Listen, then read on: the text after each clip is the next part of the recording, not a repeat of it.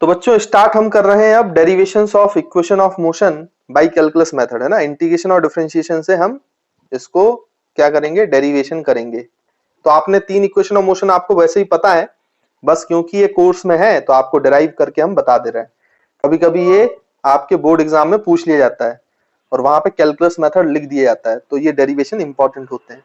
अच्छा, ये याद रखेंगे कि इक्वेशंस ऑफ मोशन तभी वैलिड है, ये कैलकुलस मेथड से हम डिराइव कर रहे हैं तो इक्वेशन ऑफ मोशन तभी वैलिड है जब आपका एक्सेलरेशन कांस्टेंट माना हुआ है। तो इस बात को याद रखेंगे कि ये जो इक्वेशंस ऑफ मोशन है ये डिराइव की जा रही हैं जब एक्सेलरेशन कैसा है बच्चों, कांस्टेंट। और एक्सेलरेशन कांस्टेंट का मतलब कैसा मोशन है, uniformly accelerated motion. Uniformly accelerated motion मतलब जो भी इक्वेशंस ऑफ मोशन हम डेवलप कर रहे हैं वो सिर्फ यूनिफॉर्मली एक्सेलरेटेड मोशन के लिए वैलिड होंगी, वेरिएबल एक्सेलरेशन के लिए वैलिड नहीं है। तो आप जहां वेरिएबल एक्सेलरेशन देखें वहां पे ये जो इक्वेशंस हम लगाएंगे निकालेंगे उनको मत अप्लाई कर देना, है ना, वहां पे। लेकिन अप्रोच आपको फिर बाद में बताई जाएगी, लेकिन इसका अप्रोच समझ लेना क्योंकि वो वेरिएबल एक्सप्रेशन में काम आएगा, ठीक है।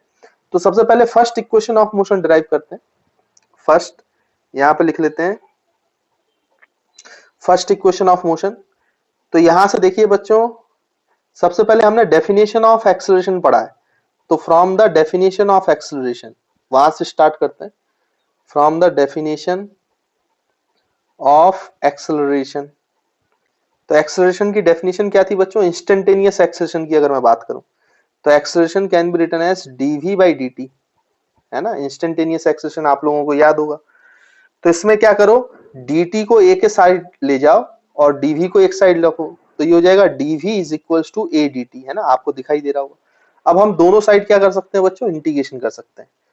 तो टाइम का इंटीग्रेशन करेंगे, मान लो पार्टिकल 0 समय पे स्टार्ट कर रहा है तो 0 टू t, है ना, 0 टाइम टू t टाइम तक हम यहाँ पे इंटीग्रेट कर रहे हैं। और मान लेते हैं 0 समय पे जो इसकी इनिशियल वेलोसिटी है वो u है और फाइनल वेलोसिटी बच्चों क्या है, v है ना। तो आप ऐसा मान सकते हो कि ये पार्टिकल है t इक्वल टू 0 पे स्टार्ट कर रहा है और उसकी इनिशियल वेलोसिटी u थी और इसी डायरेक्शन में एक्सेलरेशन a लगाया गया। और एक्सेलरेशन कैसा एक्सेलरेशन है बच्चों, कांस्टेंट एक्सेलरेशन है। तो कुछ समय के बाद जब t equal to t second हो गया तो इसकी फाइनल वेलोसिटी v हो गई और इतने देर में उसने जो डिस्प्लेसमेंट कवर किया वो अपना s हो गया बच्चों, है ना। तो ये कंडीशंस को लेकर हम यहाँ पे बात कर रहे हैं। तो एक्सेलरेशन को लिखा जाएगा dv अपॉन dt, तो dv एक साइड हो गया और a dt एक साइड हो गया। तो 0 से अगर हम t कर रहे हैं तो 0 सेकंड पे आपकी इनिशियल वेलोसिटी थी u और t सेकंड्स पे आपकी फाइनल वेलोसिटी है v, तो u से v हमने लिमिट लगा दी। अब इसको सॉल्व करेंगे तो dv का इंटीग्रेशन v होता है बच्चों, ये आपको पता है, ये u से v हो जाएगा इक्वल्स टू, ये एक ऐसा है बच्चों, ये एक कांस्टेंट है, देखो कांस्टेंट है बोला ना। अगर ये कांस्टेंट है तो आपको पता है कांस्टेंट चीज जो है वो इंटीग्रेशन के बाहर आ जाती है, तो एक्सेलरेशन बाहर आ जाएगा और ये 0 से t dt। तो यहां से आप देखोगे तो dt का इंटीग्रेशन t हो जाएगा और लिमिट लगेगी 0 से t। तो ये आप अपर लिमिट लगाओ तो v की जगह v minus initial lower limit मतलब v की जगह u is equal to a t minus 0, तो ये बचेगा at। अच्छा u को इधर ले आओ तो v is equal to u plus at।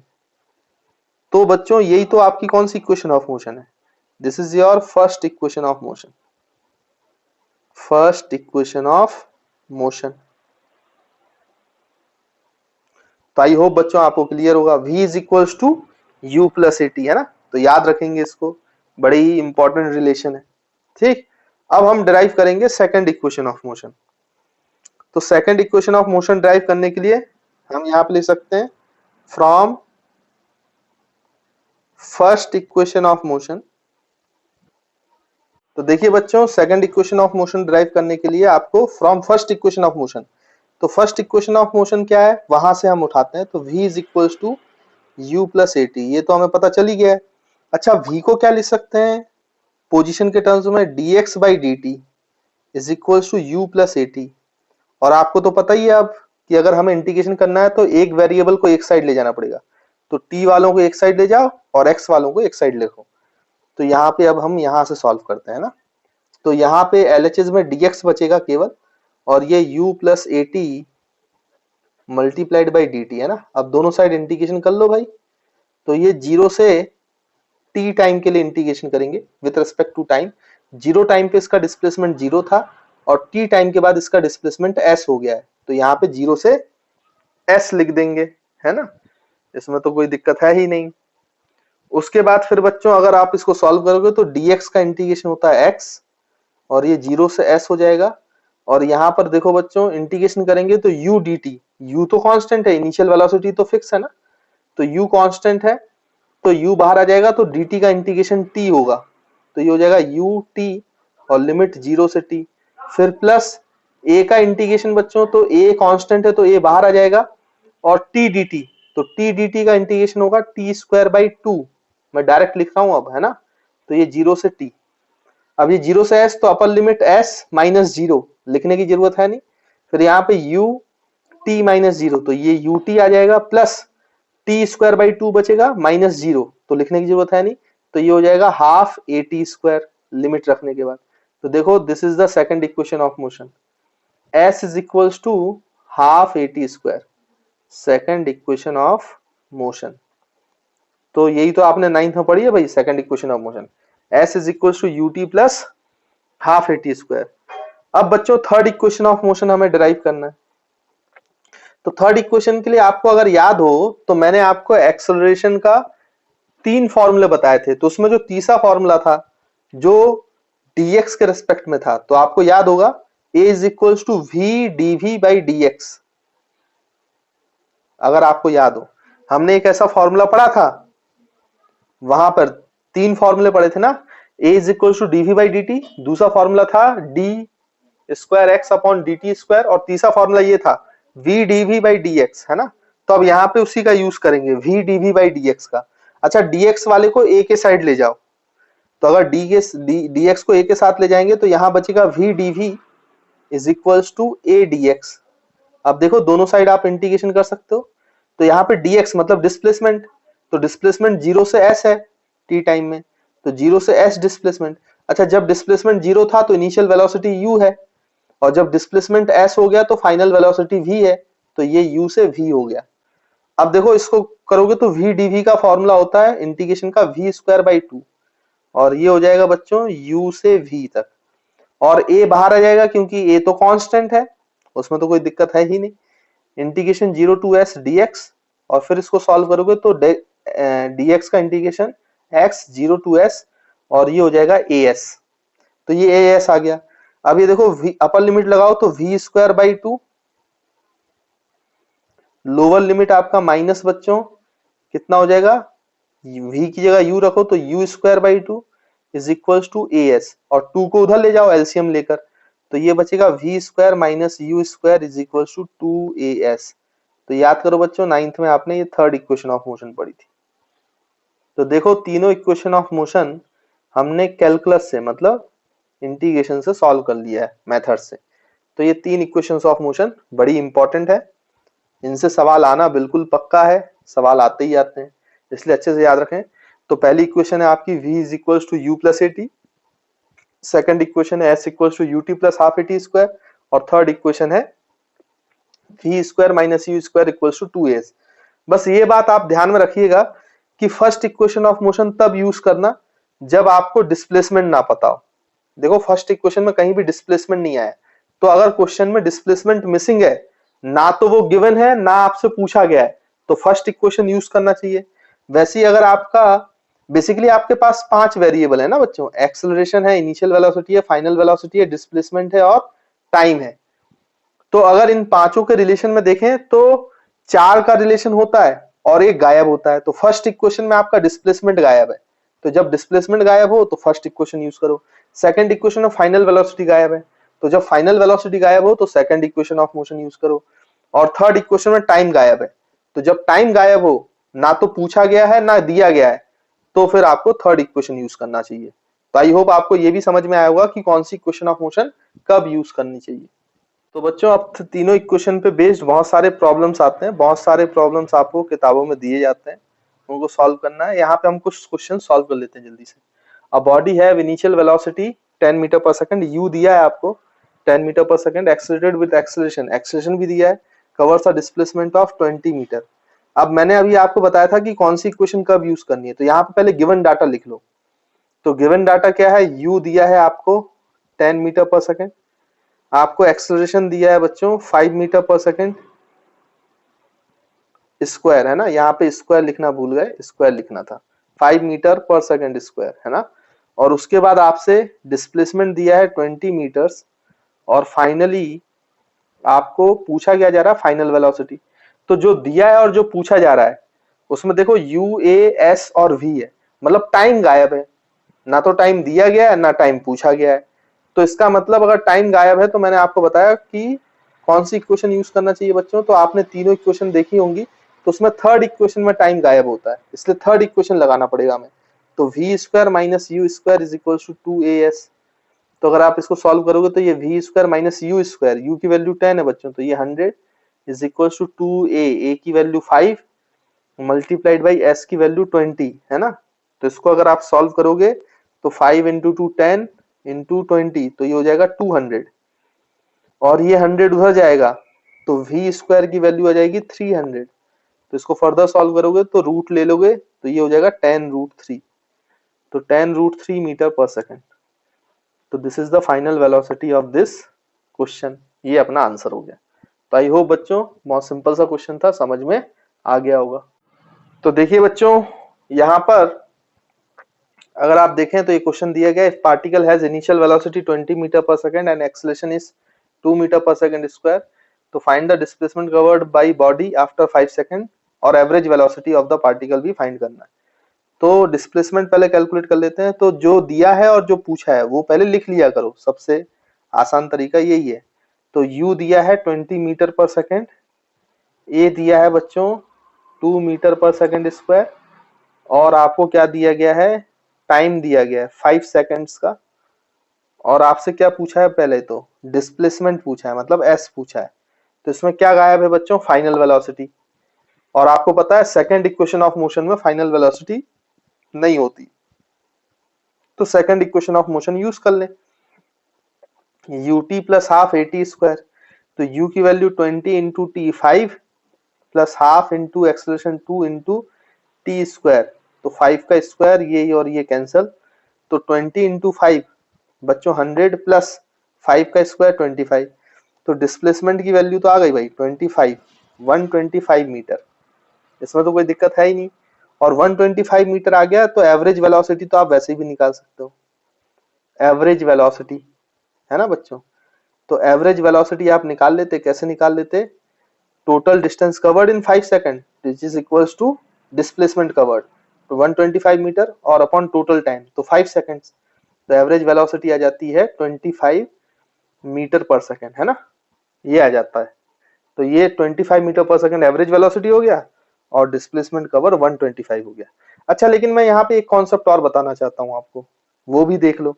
कभी कभी क्या होता है, सिर्फ एवरेज वेलोसिटी पूछेगा आपसे, तो इसको बहुत तेजी से सॉल्व करने का तरीका क्या है, फिर आप डिस्प्लेसमेंट निकालोगे, फिर आप अगर टाइम ना दिया हो तो टाइम निकालोगे, मान लो इनिशियल और फाइनल वेलोसिटी दिया होता और बाकी कुछ भी नहीं दिया था, तो फिर निकालोगे, दो दो इक्वेशन लगाओगे, सॉल्व करोगे, फिर आंसर आएगा। लेकिन अगर ऐसी सिचुएशन में डायरेक्ट अगर आपको आंसर निकालना है तो मैं आपको डायरेक्ट बताता हूं कैसे आंसर निकाला जाता है, बस ओरली भी फिर आप जवाब दे सकते हो, है ना। तो देखिए कैसे हम निकालेंगे। तो यहाँ पे देखें बच्चों, मैं आपको बताता हूं, तो यहाँ पर हम लोग सीख रहे हैं कि अगर इनिशियल और फाइनल वेलोसिटी दी हुई तो एवरेज वेलोसिटी कैसे निकालते हैं, अगर एक्सेलरेशन कांस्टेंट है। लेकिन ये वैल्यू, ये फॉर्मूला तभी वैलिड है जब एक्सेलरेशन कांस्टेंट है। तो अगर एक्सेलरेशन कांस्टेंट है बच्चों, तो आप तो वैसे जानते हो एक्सेलरेशन कांस्टेंट हो या ना हो, एवरेज वेलोसिटी का फॉर्मूला तो वैसे ही जानते हो। मेन फॉर्मूला जो था हमने सीखा था एवरेज वेलोसिटी का, कि total displacement covered upon time taken, मतलब ये डिस्प्लेसमेंट एस है तो बाई टी, यही करना है ना हमें। और अगर अपना एक्सेलरेशन कांस्टेंट है तो बच्चों यहाँ पे दो इक्वेशन हमने सीखी है। एक तो फर्स्ट इक्वेशन ऑफ मोशन जो आपका v is equals to u plus a t है। तो जरा यहां से इस फर्स्ट इक्वेशन से टाइम निकाल लो आप, तो टाइम की वैल्यू आ जाएगी v माइनस यू बाई ए। देखो u को इधर ले जाओ तो v माइनस यू बाई ए आ जाएगा टाइम की वैल्यू, है ना। और डिस्प्लेसमेंट निकालना है हमें, t टाइम में कितना डिस्प्लेसमेंट है, तो उसके लिए बच्चों आप वो वाली इक्वेशन का यूज कर लो। कौन सी इक्वेशन? Third equation. तो वहां पे क्या था? V square minus u square is equal to 2as। तो यहां से डिस्प्लेसमेंट आ जाएगा आपका v square minus u square by 2a, है ना, डिस्प्लेसमेंट की वैल्यू। और ये सब वैलिड है तभी जब आपका एक्सेलरेशन कैसा हो बच्चों? कांस्टेंट एक्सेलरेशन हो, है ना। तो इसको आप यहाँ पे लिखो, आप डिस्प्लेसमेंट की वैल्यू ये लिखो कांस्टेंट एक्सेलरेशन के लिए, v square minus u square upon 2a divide by, यहाँ पे टाइम की वैल्यू लिखो, तो टाइम की वैल्यू है v माइनस यू बाई ए। तो देखो ये a और ये a तो कट गए। अच्छा, v square minus u square, तो a square minus b square का फॉर्मूला लगा लो। तो v minus u a minus b multiplied by a plus b, है ना बच्चों। तो v प्लस यू, ये सभी जानते हो आप फॉर्मूला, और डिवाइड बाई 2 नीचे आ जाएगा और नीचे बचेगा v माइनस यू। तो ये v माइनस यू कैंसल, तो एवरेज वेलोसिटी आया कितना? v plus you by 2। देखो कितना सिंपल सा फॉर्मूला है। अगर मुझे इनिशियल और फाइनल वेलोसिटी पता है तो मैं तो डायरेक्ट ऐसे ही लिख सकता हूं ना भाई, कि कितना हो जाएगा v प्लस यू बाई 2। ये एवरेज वेलोसिटी, एवरेज वेलोसिटी। लेकिन ये तभी वैलिड है जब आपका एक्सेलरेशन कांस्टेंट है। अगर एक्सेलरेशन कांस्टेंट नहीं है तो वैल्यू, ये वाली वैल्यू आपका वैलिड नहीं रहेगा। यानी कि हम यहाँ पर एक नोट लिख सकते हैं कि अगर आपको कांस्टेंट एक्सेलरेशन में, यूनिफॉर्मली एक्सेलरेटेड मोशन में, अगर आपको इनिशियल और फाइनल वेलोसिटी पता हो तो आप उसका एवरेज वेलोसिटी का डायरेक्ट फॉर्मूला लगा सकते हो, v प्लस यू बाई 2। तो यहां पे लिख लेते हैं उसको, if in a motion, if in a motion acceleration is constant, acceleration is constant and initial u, initial and final velocity v, initial u, initial velocity और final velocity u are given, then the average velocity, then the average velocity can be calculated by v average is equals to u plus v by 2, initial velocity plus final velocity by 2। तो इस तरीके से आप calculate कर सकते हो, है ना। तो ये भी एक इंपॉर्टेंट पॉइंट है बच्चों, इनको इसको याद रखना। जैसे इस केस में अगर मुझे करना होता ना तो मैं डायरेक्ट इससे कर देता। मतलब अगर आपसे सिर्फ डिस्प्लेसमेंट नहीं पूछा गया था, डिस्प्लेसमेंट पूछा गया था इसलिए आप डिस्प्लेसमेंट निकाल रहे हो, तो फिर ये आसान था। लेकिन अगर डिस्प्लेसमेंट नहीं पूछा जाता तो मैं ओरली कर सकता था इस सवाल को, अगर सिर्फ एवरेज वेलोसिटी पूछा जाता। इनिशियल वेलोसिटी आपको 20 मीटर पर सेकंड दिया है और एक्सेलरेशन कांस्टेंट दिया है 2 मीटर पर सेकंड स्क्वायर। तो आप इसको ऐसे सोचो बच्चों कि हर सेकंड में 2 मीटर पर सेकंड की स्क्वायर की वेलोसिटी बढ़ रही है। ये मन में कैलकुलेट कर सकते हो आप। तो हर सेकंड में अगर 2 मीटर पर सेकंड की स्क्वायर की वेलोसिटी बढ़ रही है तो 5 सेकंड के बाद कितनी बढ़ जाएगी? 2 5 बार बढ़ चुकी होगी, मतलब 10 मीटर पर सेकंड। और इनिशियल कितने आए? 20 मीटर पर सेकंड। तो फाइनल जो है बच्चों वो 30 metre per second square, 30 metre per second आ जाती। मतलब मैं v डायरेक्टली मन में कैलकुलेट कर सकता हूं अगर मुझे फील आती है एक्सेलरेशन की। तो फाइनल वेलोसिटी एक्चुअली में 30 मीटर पर सेकंड है, क्योंकि हर सेकंड में 2 मीटर पर सेकंड बढ़ना है, ये एक्सेलरेशन बता रहा है। तो 5 सेकंड में 10 मीटर पर सेकंड बढ़ेगा। तो इनिशियल अगर 20 था तो 10 मीटर पर सेकंड बढ़कर कितना हो गया होगा? 30। तो v मिल गया। तो मैं एवरेज वेलोसिटी डायरेक्ट निकालता ऐसे, u मुझे पता है 20 प्लस v पता है 30 डिवाइड बाई 2। तो आंसर देखो 25 मीटर पर सेकंड ही आ रहा है। और अगर आप v नहीं निकाल सकते ऐसे तो आप ऐसे निकाल लो, u प्लस 80। तो u की वैल्यू 20 है, a की वैल्यू 2 है, मल्टीप्लाइड बाई टाइम जो है वो 5 है। देखो 30 ही आ रहा है। लेकिन ओरली बता सकते हो अगर आपको एक्सेलरेशन का फील आता है तो, एक्सेलरेशन का बेसिक सिग्निफिकेंस अगर आपको पता है तो आप ओरली भी बता सकते हो, इक्वेशन वगैरह लगाने की जरूरत ही नहीं होती। इसी तरीके से क्वेश्चन फास्ट किए जाते हैं ना बच्चों। तो कंपटीशन में इसी तरीके से 1 मिनट के अंदर 2-2 सवाल होते हैं। लेकिन अगर आपको फीलिंग नहीं आएगी, आप चीजों को समझेंगे नहीं, कॉन्सेप्ट को पकड़ेंगे नहीं, तो फिर वो क्वेश्चन आप करते जाएंगे, सॉल्व करते जाएंगे और टाइम अननेसेसरी आपका वेस्ट होता है।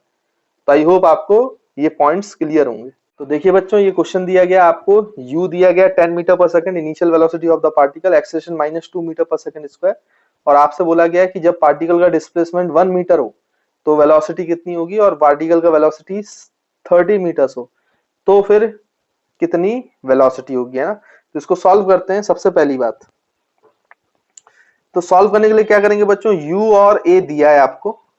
पहले क्वेश्चन की बात करेंगे अगर a पार्ट की, तो आपको s भी दिया है 1 मीटर, आपसे v पूछा है, तो u a s v मतलब टाइम गायब है, तो third equation of motion use करो डायरेक्टली, तो v square minus u square is equal to 2as।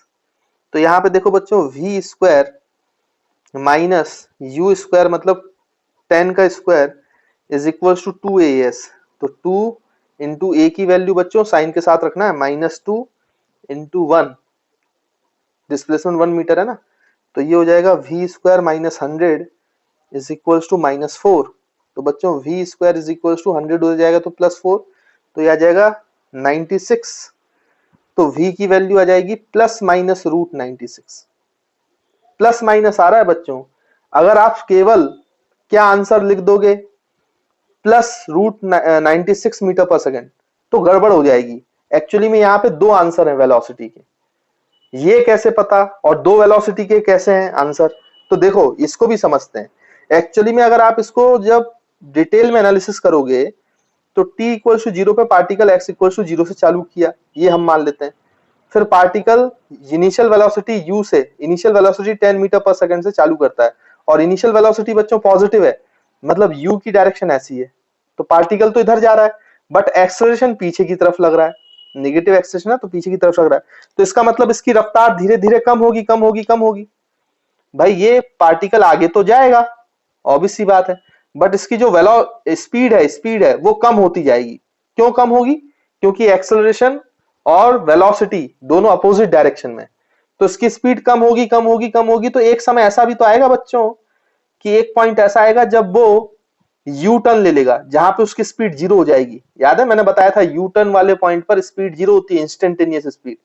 फिर वो वापस पीछे आएगा, अब एक्सेलरेशन और वेलोसिटी एक ही डायरेक्शन में हो जाएंगी, एक्सेलरेशन नेगेटिव और वेलोसिटी भी नेगेटिव, तो अब इसकी स्पीड बढ़ती जाएगी, बढ़ती जाएगी, और ये ऐसे चला जाएगा।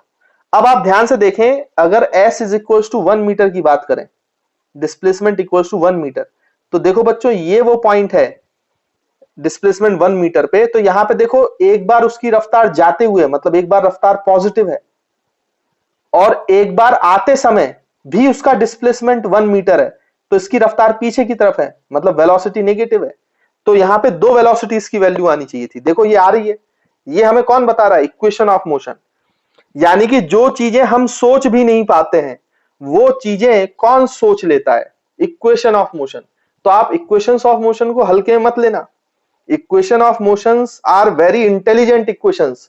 जहां पे आपका दिमाग नहीं चलेगा वहां पे इक्वेशंस ऑफ मोशन आपको आंसर देगा, और अगर आप उसकी डीप एनालिसिस करोगे तो आपको ये बात समझ में भी आएगी कि जो इक्वेशंस ऑफ मोशन बता रहा है वो सही बता रहा है। तो अगर इस सवाल का आंसर ऑप्शन देते ना बच्चों, अगर मैं 4 ऑप्शन दे देता, ए कि इसकी स्पीड √96 मीटर पर सेकंड है, बी इसकी स्पीड √10 मीटर पर सेकंड है, या इसकी स्पीड सी ऑप्शन में ऐसा दे देता कि इसकी -√96 मीटर पर सेकंड है, और डी इसका -√10 मीटर पर सेकंड है। तो कई बार बच्चे सिर्फ ये लगा के आ जाते हैं ऑप्शन में टिक, और उनको नंबर नहीं मिलते इसके, क्यों, क्योंकि ये मल्टीपल करेक्ट था, इसके दोनों आंसर सही थे। ये जब आप एनालिसिस करते हो तब आपको समझ में आता है, इनके दो आंसर सही हैं। इस क्वेश्चन में अगर ये 4 ऑप्शन दिए जाते तो 2 ऑप्शन सही थे इसके, सिर्फ एक ऑप्शन सही नहीं था इसका, क्योंकि वाकई में रियलिटी में ऐसा हो रहा है कि यहाँ पर दो स्पीड है, एक पॉजिटिव और एक नेगेटिव, जो कि हमें कौन बता रहा है, ये इक्वेशन ऑफ मोशन बता रहा है। इससे पहले शायद हमारा ध्यान नहीं गया होगा। तो equations of motions are very very intelligent equations, ये आपको समझना पड़ेगा। ये काफी चीजों के बारे में हमें बताती है जब हम उसके बारे में नहीं सोच पाते। ठीक है, दूसरा क्वेश्चन जो बोल रहा है बच्चों, तो दूसरा जो बी पार्ट है, तो बी पार्ट जरा आप निकालो। यहाँ पे s की वैल्यू 30 है, फिर से वही इक्वेशन लगाएंगे, v square minus u square is equal to 2as। तो यहाँ पे v square minus u square मतलब 10 का square is equal to 2as minus 2 into s की वैल्यू बच्चों 30, तो ये हो जाएगा आपका v square minus 100 is equal to, बच्चों इसको सॉल्व करोगे तो कितना आ जाएगा, 2 इंटू 2 4, 4 इंटू 30, तो ये हो जाएगा 120 माइनस 120, तो ये उधर जाएगा तो ये आ जाएगा -20 आ जाएगा, है ना बच्चों, क्योंकि 100 उधर जाएगा तो प्लस होगा, तो -120 प्लस 100 तो -20 बचेगा। तो v की वैल्यू क्या आ रही है, रूट -20। अब ये आपने देखा है कभी रूट के अंदर नेगेटिव साइन, ऐसा फिजिक्स में नहीं होता, ये रियल सिचुएशन नहीं है, दिस इज इमेजिनरी रूट, ये इमेजिनरी रूट है। बाद में आपको सर मैथ्स के जो बच्चे हैं उनको वो पढ़ाया जाएगा कॉम्प्लेक्स नंबर, तो वहां पे ये आयोटा के फॉर्म में आएगा, लेकिन ये इमेजिनरी रूट बता रहा है, मतलब ऐसी रियलिटी में पॉसिबल है ही नहीं, मतलब रियलिटी ऐसी हो ही नहीं सकती। और यहां पे अगर आप देखो तो ये वाकई में ऐसा हो रहा है, रियलिटी ऐसी है भी नहीं, क्योंकि एक्चुअली में इससे पहले भले ही हम शायद ना सोच पाए हो, ये केस पॉसिबल ही नहीं है, this case is not possible, this case is not possible. क्यों पॉसिबल नहीं है, ये तो हमें इक्वेशन ऑफ मोशन बता रहा है, लेकिन रियलिटी चेक करें, अगर हम इसको एनालिसिस करें तो ये क्यों पॉसिबल नहीं है आपको समझ में आएगा थोड़ी देर में। क्योंकि ध्यान से देखो ये पार्टिकल का मोशन कैसा है, अभी हमने एनालाइज किया कि पहले वो आगे जाता है फिर यू टर्न मार के वापस आ जाता है। तो आप ध्यान से देखो इसका यू टर्न मतलब वेलोसिटी की वैल्यू कितनी हो गई बच्चों, 0। तो वेलोसिटी की वैल्यू जब 0 है तो यहाँ पे डिस्प्लेसमेंट कितना रहा है इसका, अगर वो निकालें तो थर्ड इक्वेशन से आप निकाल के देखो कि ये डिस्प्लेसमेंट टोटल कितना है, एस की वैल्यू। तो एस की वैल्यू के लिए वी स्क्वायर मतलब वो 0 माइनस यू स्क्वायर मतलब 10 का square is equal to 2as, तो -2 इंटू एस हमें निकालना है जब वेलोसिटी 0 है। तो ये हो जाएगा बच्चों -100 इज इक्वल टू 2 इंटू 2, ये -4s, तो ये माइनस माइनस कैंसिल और 4 4 कैंसिल, तो डिस्प्लेसमेंट आ रहा है 25 मीटर, यानी 25 मीटर पे ही वो पलटी मार लेता है। तो हम तो ये पूछे हैं कि भाई डिस्प्लेसमेंट जब 30 मीटर पे है तब उसकी रफ्तार क्या है, लेकिन 30 मीटर तक तो ये पहुंचा ही नहीं पार्टिकल, भाई 25 मीटर पे ये यू टर्न ले लेता है, तो 30 मीटर तक तो कभी पहुंचा ही नहीं है अपने जीवन में। जब वहां पहुंचा ही नहीं है तो वहां पे वेलोसिटी का क्या मतलब है, कुछ भी नहीं। इसलिए देखो ये इक्वेशन बता रहा है हमें कि ये केस पॉसिबल ही नहीं है, ऐसी कोई सिचुएशन पॉसिबल ही नहीं हो सकती। मतलब ये इक्वेशन कितनी इंटेलिजेंट होती है, जहां तक आप नहीं सोच पाते हो वो सोच लेती है। कौन सोच लेता है ऐसा, इक्वेशन ऑफ मोशन। तो उसने बता दिया इमेजिनरी रूट है, मतलब ये पॉसिबल ही नहीं है। और देखो आप फिजिकली आपको समझ में आ रहा होगा कि ये क्यों पॉसिबल नहीं, क्योंकि वो 25 मीटर पे ही यू टर्न ले लिया, तो 30 मीटर पे तो जीवन में कभी पहुंचा ही नहीं ना वो, उसके बाद फिर वो नेगेटिव डायरेक्शन में चला गया। तो अगर 30 पे पहुंचा ही नहीं है तो 30 पे उसकी वेलोसिटी आएगी नहीं कभी, इसलिए वहां पे इमेजिनरी वैल्यू आ रही है। तो मतलब ये बता रहा है this case is not possible, यहाँ पे कोई वेलोसिटी निकाली नहीं जा सकती। तो आई होप आपको थोड़ा सा एहसास हुआ होगा कि इक्वेशन ऑफ मोशन कितनी इंटेलिजेंट इक्वेशंस होती हैं ना बच्चों। तो ये बात हमेशा याद रखना, बड़ा ही इंपॉर्टेंट कॉन्सेप्ट है। तो स्टूडेंट्स आपसे ये क्वेश्चन पूछा गया है कि a bullet is moving with 100 metre per second, 100 metre per second से बुलेट मूव कर रही है वेलोसिटी से और collide with a wooden block. तो यहाँ पे एक वुडन ब्लॉक है और एक्सपीरियंस रिटार्डेशन, मतलब यहाँ कहीं ऐसा वुडन ब्लॉक है। अब वुडन ब्लॉक की लेंथ वगैरह तो नहीं दी है, तो आप ऐसा समझ लो कि जब तक गोली वुडन ब्लॉक में अंदर आएगी और रुक नहीं जाएगी तब तक वुडन ब्लॉक है, इतनी लेंथ है वुडन ब्लॉक। कुछ नहीं दिया गया तो हम ऐसा मान सकते हैं। तो ये वुडन ब्लॉक है, बहुत लेंथ का वुडन ब्लॉक है। तो यहां से जब ये बुलेट आएगी बच्चों ऐसे, तो ये कितनी रफ्तार से आ रही है, यहाँ पर ये बोला गया 100 मीटर पर सेकेंड से। तो आपको पता है कि इस वुडन ब्लॉक पे जब होगा तो ये वुडन ब्लॉक ये मान लो कि फिक्स है, फिक्स्ड है किसी सरफेस पर, तो इस पे ये पेनिट्रेट करेगी, पेनिट्रेट करके बच्चों कुछ दूरी तक अंदर जाएगी और फिर वो फाइनली रिटार्डेशन फेस करेगी। रिटार्डेशन आपको दिया है जब वो वुडन ब्लॉक उसके अंदर जा रही है और फाइनली इसकी रफ्तार 0 हो जाएगी, मतलब ये कुछ डिस्टेंस पेनिट्रेट कर जाएगी। तो ये कितने डिस्टेंस पेनिट्रेट कर गई, डिस्प्लेसमेंट s कितनी दूरी तक पेनिट्रेट की है वुडन ब्लॉक में, ये आपको s निकालना है। तो ये क्वेश्चन है, तो इसको हम निकालते हैं, यहाँ पे सॉल्यूशन करते हैं। तो क्या क्या दिया गया आप देखो। सबसे पहली बात तो ये यहाँ से टकराया और रिटार्डेशन यहाँ से शुरू हो रहा है, तो यहाँ से टकराने से पहले जब रिटार्डेशन शुरू हुआ तो इस बुलेट का इनिशियल वेलोसिटी आप कितना ले सकते हो बच्चों, initial velocity 100 metre per second ले सकते हो। और रिटार्डेशन है मतलब एक्सेलरेशन नेगेटिव है। अगर वेलोसिटी पॉजिटिव मानी है, रिटार्डेशन का मतलब एक्सेलरेशन का साइन अपोजिट होगा, तो एक्सेलरेशन नेगेटिव है, तो -200 मीटर पर सेकंड स्क्वायर। और बच्चों क्या दिया, फाइनल वेलोसिटी, वो जब तक पेनिट्रेट करेगी ना, जब तक रुक नहीं जाएगी, तो फाइनल वेलोसिटी पता है हमें v = 0।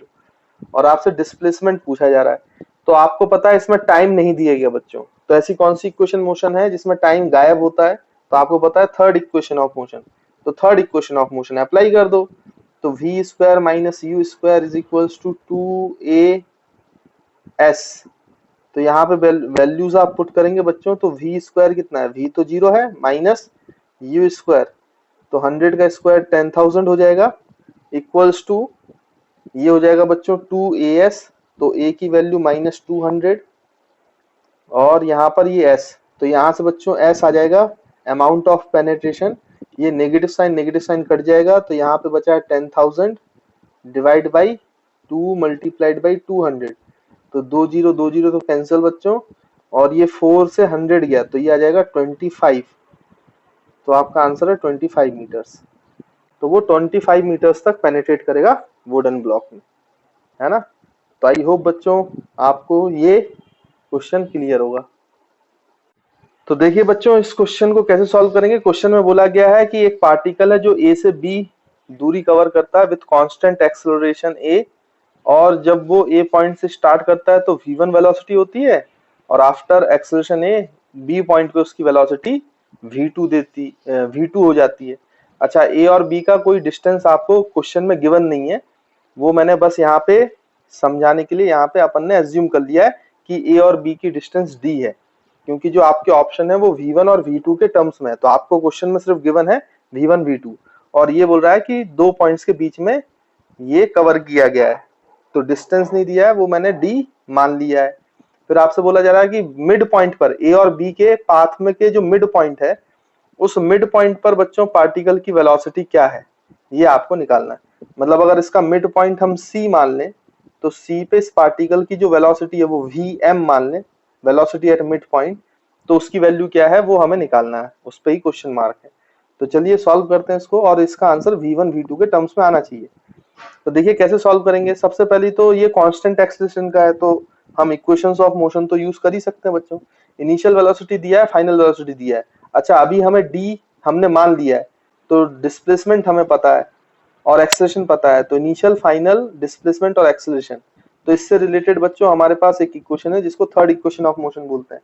तो हम क्या करें, ए से बी का टोटल मोशन ले लें, ए से बी के लिए, तो ए से बी के लिए आप थर्ड इक्वेशन ऑफ मोशन लगाओ, तो फाइनल वेलोसिटी v2 है, तो v2 का square minus initial velocity v1 है, तो v1 का square is equals to 2a displacement, तो s की जगह यहाँ d आ जाएगा क्योंकि डिस्प्लेसमेंट हमने d माना हुआ है। तो ये आपका इक्वेशन नंबर 1 हो गए। उसके बाद फिर बच्चों क्या करेंगे हम कि मिड पॉइंट पे चाहिए ना, तो a से c को एनालाइज कर लो आप, तो a से c के मोशन को एनालाइज कर लो। तो अगर हम a से c को एनालाइज करेंगे, तो c पर फाइनल वेलोसिटी vm है, जो मिड पॉइंट पे वेलोसिटी चाहिए हमें, और इनिशियल v1 है, तो इसको लिखेंगे vm square minus v1 square is equals to 2a, और ये मिड पॉइंट है बच्चों, तो ये वाली दूरी, ये डिस्प्लेसमेंट कितना हो जाएगा d/2, तो यहाँ पे 2a d/2 ऐसा लिख लेंगे। तो दिस इज इक्वेशन नंबर 2। ये बच्चों इक्वेशन नंबर 2 आ गया आपके पास। अब हम क्या करें, हमें d हटाना है क्योंकि d हमें क्वेश्चन में नहीं दिया है, तो हम यहाँ पे एक काम करते हैं बच्चों, ये 2 और ये 2 के तो कैंसिल हो जाएगा, हम first equation divide by second equation कर लेते हैं, दोनों को डिवाइड कर लेते हैं। तो देखो यहाँ से कितना आ जाएगा, ये आ जाएगा v2 square minus v1 square divide by vm square, जो हमें निकालना है vm, माइनस v1 का square is equals to 2ad divide by ad, नीचे तो ad बचा है सेकंड इक्वेशन में, तो ad और ad कैंसिल हो जाएगा, है ना। तो यहाँ से क्या हो जाएगा बच्चों, इसको अगर फर्दर सॉल्व करोगे तो ये इधर ले जाओगे, तो ये v2 square minus v1 square is equals to 2 times vm square minus 2 times v1 square, है ना। तो आप इसको इधर ले आओ, तो ये 2 टाइम्स vm स्क्वायर बचेगा, और इसको इधर लाओगे तो प्लस हो जाएगा, तो ये ऐसा हो जाएगा v2 square minus v1 square, और ये प्लस हो जाएगा बच्चों, है ना, तो 2v1 स्क्वायर, तो ये बचेगा v2 square plus v1 square, और इसको डिवाइड बाई 2 कर दो तो आपका vm मिड पॉइंट पे वेलोसिटी आ जाएगी v1 square plus v2 square divide by 2, और इस पूरे का रूट क्योंकि vm का स्क्वायर है, तो this is our answer in terms of v1 and v2। तो ये वाला ऑप्शन आपका करेक्ट ऑप्शन होगा। तो आई होप आपको बच्चों ये क्लियर होगा सॉल्यूशन। तो बच्चों आपको ये क्वेश्चन दिया गया, एक ट्रेन है, ट्रेन की लेंथ 100 मीटर की है और ट्रेन एक ब्रिज में, ये आपका ब्रिज है एक, है ना बच्चों, अंडर ब्रिज है ना। तो ये जो ब्रिज की लेंथ है वो 400 मीटर की लेंथ है। ट्रेन इसमें एंटर करती है with speed 10 metre per second, और उस समय वो एक्सेलरेशन चालू करता है, मतलब ट्रेन एक्सेलरेट भी करती है 2 मीटर पर सेकेंड स्क्वायर से, और ये 400 के मीटर के ब्रिज को कंप्लीटली क्रॉस करने में कुछ समय लेगी। तो वही आपसे टाइम पूछा गया है, find the time taken by train to completely cross the tunnel, है ना, ब्रिज या इसको टनल बोल दो। तो टनल को क्रॉस करने में कितना टाइम लेगी, कंप्लीटली क्रॉस करना है बच्चों। तो आप सोचो ये इसका स्टार्टिंग पॉइंट है, यहाँ पे इसकी रफ्तार थी 10 मीटर पर सेकेंड और एक्सेलरेशन है 2 मीटर पर सेकेंड स्क्वायर। अब ये ट्रेन कंप्लीटली क्रॉस कब करेगी ब्रिज को, जब ये ट्रेन कंप्लीटली ब्रिज के बाहर आ जाएगी। ऐसे कंप्लीटली बाहर आना मतलब ट्रेन की कितनी लेंथ ब्रिज से बाहर आनी चाहिए बच्चों, 100 मीटर। यानी कि अगर वो यहां से स्टार्ट कर रही है, अगर यहाँ पे हमें टाइम t इक्वल टू 0 बोला जा रहा है, तो इसको कंप्लीटली क्रॉस करने में यहाँ पे जो टाइम लगा वो t हमें निकालना है, क्वेश्चन मार्क। तो यहां से लेके यहां तक ट्रेन के फ्रंट पोर्शन ने, इंजन ने कितनी डिस्टेंस कवर की, 400 मीटर का तो ब्रिज क्रॉस किया, और फिर अपने आप को पूरा क्रॉस कराने के लिए इसको 100 मीटर और आगे जाना पड़ेगा। तो टोटल डिस्टेंस जो इसने कवर की ट्रेन ने कंप्लीटली क्रॉस करने के लिए वो 500 मीटर की। आई होप आपको बच्चों क्लियर होगा। तो अब ये डिस्प्लेसमेंट 500 मीटर है, टाइम हमें निकालना है, इनिशियल वेलोसिटी और एक्सेलरेशन दिया गया है। तो आपको पता है इसमें फाइनल वेलोसिटी गायब है, तो ऐसी कौन सी इक्वेशन है जिसमें फाइनल वेलोसिटी गायब होती है, सेकंड इक्वेशन, उसको पुट कर दो, s is equal to ut plus half at square. तो s की वैल्यू है बच्चों 500 मीटर्स, u जो है बच्चों वो 10 है, मल्टीप्लाइड बाई t तो हमें निकालना है, प्लस हाफ a की वैल्यू 2 है बच्चों, मल्टीप्लाइड बाई t स्क्वायर। तो 2 और ये 2 कैंसिल हो जाएगा। तो यहां से देखो आपको क्वाड्रेटिक इक्वेशन मिलेगी, t स्क्वायर प्लस 10t, और 500 को इधर लाओगे तो माइनस 500 इक्वल टू 0। अब बच्चों आप वो फॉर्मूला लगा लेना, t is equal to minus b plus minus root over b square minus 4ac upon 2a। तो यहाँ पे a की वैल्यू 1 है, b की वैल्यू माइनस 10 है, तो ये वाला माइनस 10 हो जाएगा। अच्छा ये रूट के अंदर आएगा बच्चों, तो इसकी वैल्यू एक प्लस वाली आएगी एक माइनस वाली आएगी, और ये 10 से बड़ी होगी, तो प्लस वाली वैल्यू आप ले लेना। मतलब टाइम एक नेगेटिव टाइम आएगा और एक पॉजिटिव टाइम आएगा। जो आपका टाइम क्योंकि नेगेटिव नहीं हो सकता, तो पॉजिटिव टाइम जो होगा वो आपका आंसर होगा। तो पॉजिटिव टाइम वाला जो आपका आंसर आएगा, मतलब ये वाला माइनस वाला यूज मत करना, ये प्लस वाला कर लेना। तो minus b plus root over ये अपॉन 2a, तो उससे आपका जो आंसर आएगा वो पॉजिटिव आंसर आएगा, और वही हमारा इस क्वेश्चन का आंसर होगा, है ना। तो आई होप इसके बाद ये कैलकुलेशन है, ये कैलकुलेशन आप लोग कर लोगे। तो स्टूडेंट्स आपसे क्वेश्चन पूछा गया है कि एक कार है, कार 10 मीटर पर सेकंड की रफ्तार से आ रही थी, अचानक 50 मीटर की दूरी पे उसको वॉल दिखाई दी।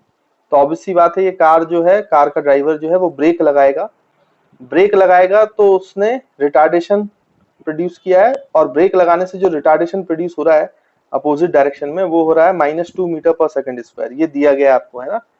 तो आपसे ये बोला गया है कि ये जो कार है ये वॉल से टकरा रही है कि नहीं, अगर टकरा रही है तो कितने टाइम बाद टकराएगी, और अगर नहीं टकरा रही है तो फिर मिनिमम दूरी क्या होगी कार और वॉल के बीच में। तो वही आपसे पूछा गया, find the time of collision if car collides with wall, and if not then find the minimum distance between car and wall. तो चलिए देखते हैं, पहले ये देखते हैं बच्चों टकराएगी कि नहीं टकराएगी। इसने ब्रेक लगाना चालू किया है जब वो 50 मीटर की दूरी पे थी। अब ब्रेक लगाया है तो कार रुकेगी कभी ना कभी। अगर बच्चों कार 50 मीटर के पहले ही रुक गई तो मतलब वॉल से टकरा ही नहीं, वो तो पहले ही रुक गई, उसकी स्पीड कम हो रही और 0 हो गई। तो अगर वो 50 मीटर से कम में ही 0 हो गई तो ये फिर किससे नहीं टकराएगी, वॉल से टकराने की नौबत ही नहीं आएगी। लेकिन अगर सोचो वो 50 मीटर के बाद रुकती, अगर हम इसको निकालेंगे डिस्टेंस जब वो रुक रही है और वो 50 मीटर के बाद रुके, डिस्प्लेसमेंट ऐसा है, तो इसके मतलब उससे पहले तो वॉल आ गई है, तो फिर वो टकरा जाएगी। तो पहले ये देखते हैं कि वो रुकती कब है, 50 मीटर के अंदर कि 50 मीटर के बाद। तो आपको एक बात तो पता है कि वो जब भी रुकेगी, चाहे 50 मीटर के अंदर चाहे 50 मीटर के बाद, उस समय पे रुकने पर उसकी फाइनल वेलोसिटी बच्चों 0 हो जाएगी और initial velocity 10 metre per second है। तो हम डिस्प्लेसमेंट निकाल लेते हैं, एक्सेलरेशन भी मतलब रिटार्डेशन भी है -2 मीटर पर सेकंड। तो final velocity, initial velocity, displacement निकालना और एक्सेलरेशन, तो टाइम नहीं है हमारे पास, तो हम कौन सी इक्वेशन का यूज कर लेंगे बच्चों, थर्ड इक्वेशन का। तो ये हो जाएगा v square minus u square is equals to 2as। तो यहाँ से v स्क्वायर 0 हो जाएगा, माइनस यू स्क्वायर 10 का square 100 is equals to -2, a की वैल्यू बच्चों मैंने पहले ही नेगेटिव ली है 2 इंटू यहाँ पे हो जाएगा s। तो ये माइनस माइनस कैंसिल हो जाएगा, तो s की वैल्यू आ गई 25 मीटर्स। यानी कि बच्चों जो कार है वो 25 मीटर चल के ही रुक जाती है, यानी 50 मीटर तक वो पहुंची नहीं कभी वॉल तक। तो वॉल तक पहुंची नहीं तो वॉल से टकराएगी भी नहीं, तो मिनिमम सेपरेशन क्या होगा, यहीं पे रुक गई ना। अब ये इनके बीच का मिनिमम सेपरेशन हो गया, इससे कम इसकी दूरी हो नहीं सकती है ना, जब तक कि कार आगे ना जाए। अब तो वो रुकी गई है, तो यहाँ पर जो मिनिमम डिस्टेंस है वो बच्चों, अगर ये टोटल 50 है तो 25 पे रुक गई, तो मिनिमम डिस्टेंस 25 मीटर हो गई। तो हम बोल सकते हैं are minimum, minimum distance between car and wall is equals to 25 metre. तो आई होप आपको समझ में आया होगा और इस टाइप के क्वेश्चंस कैसे किए जाते हैं ये भी क्लियर होगा। देखिए स्टूडेंट्स, इसके बाद जो हम क्वेश्चन, कई सारे क्वेश्चंस आपको रिएक्शन टाइम पे पूछे जाते हैं ना, तो पहले ये समझते हैं कि रिएक्शन टाइम होता क्या है, फिर मैं आपको क्वेश्चन कराता हूं उसका। तो रिएक्शन टाइम,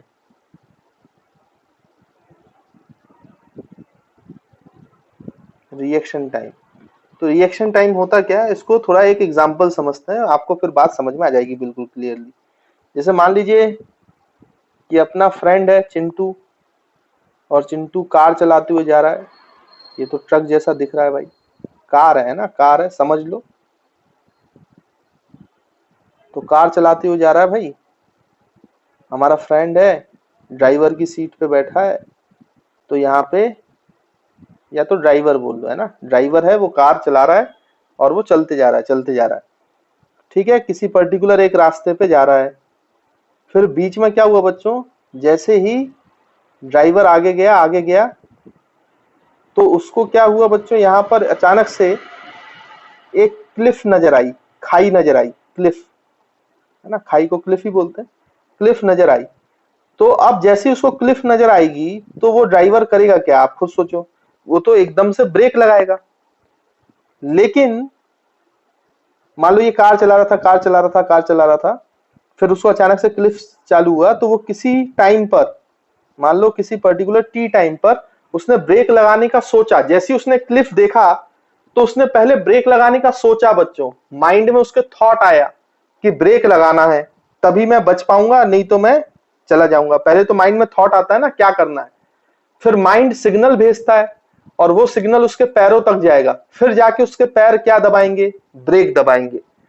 तो एक्चुअली में उसने जब देखा तब इंस्टेंटेनियसली टी टाइम पे ही ब्रेक नहीं लग गया, उसके उसके कुछ समय के बाद ब्रेक लगा। पहले उसने देखा क्लिफ है, खाई है, उसके बाद उसके माइंड ने सिग्नल ट्रांसमिट किया, फिर वो उसके पैर में गया, फिर पैर ने ब्रेक दबाए। तो एक्चुअल में कोई चीज को सोचना और उसको असलियत में परफॉर्म करना, इन दोनों में थोड़ा गैप होता है। मैं मानता हूं कि बहुत कम गैप होता होगा, वो मिली सेकेंड्स में होता होगा या फिर आपका सेकंड्स में होता होगा, लेकिन कुछ ना कुछ गैप होता होगा। मतलब क्या है कि एक्चुअली में उस एक्शन को परफॉर्म करने के लिए इस ड्राइवर को कुछ ना कुछ समय लगेगा। उसी समय को जो एक ड्राइवर या एक कोई व्यक्ति किसी सिचुएशन को देखकर सोचता है और उसको एक्चुअली में परफॉर्म करता है, उसके बीच में जो ये टाइम लैप्स हो जाता है, टाइम गैप होता है, उसी को बच्चों हम बोलते हैं रिएक्शन टाइम। उसी का मतलब होता है रिएक्शन टाइम। तो आई होप आपको रिएक्शन टाइम समझ में आया होगा। यानी कि एक्चुअली में ब्रेक लगाना और ब्रेक के बारे में थॉट आना, इन दोनों में थोड़ा सा अंतर होता है, और ये जो अंतर होता है, टाइम का गैप होता है, उसी गैप को हम क्या बोलते हैं बच्चों, क्या बोलते हैं उसको, रिएक्शन टाइम। तो आई होप आपको रिएक्शन टाइम समझ में आया होगा। तो रिएक्शन टाइम को हम यहाँ पे लिख लेते हैं। रिएक्शन टाइम मैंने आपको क्या समझाया, the time gap, the time gap between between thought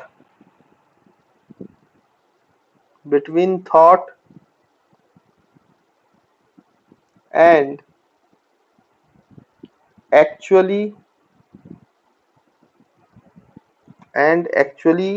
applying a particular thing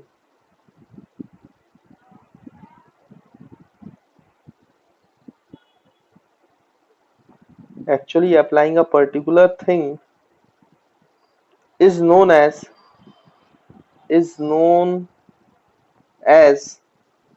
reaction time.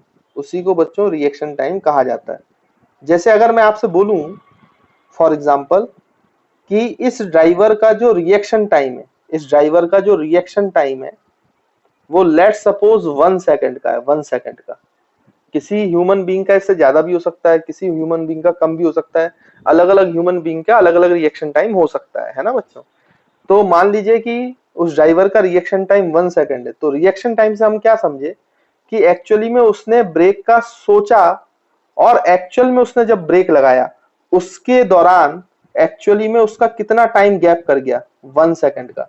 मतलब उसने ब्रेक लगाने का, क्लिफ को देखकर ब्रेक लगाने का सोचा था और जब एक्चुअली में उसने ब्रेक अप्लाई किया तो वो टाइम हो गया t+1 सेकंड। यानी इस 1 सेकंड के दौरान जो कार की इनिशियल वेलोसिटी थी उसी के साथ ये कार मूव करती रही। ब्रेक तो बाद में अप्लाई हुआ है 1 सेकंड के बाद, क्योंकि उसका रिएक्शन टाइम 1 सेकंड है ना। तो आई होप आपको समझ में आया होगा कि रिएक्शन टाइम का क्या मतलब होता है। तो ये एग्जांपल भी यहाँ पे लिख लेते हैं ताकि आपको याद रहे कि क्या मतलब होता है रिएक्शन टाइम का, है ना। तो एग्जांपल के लिए जैसे मैंने अभी आपको बताया, reaction time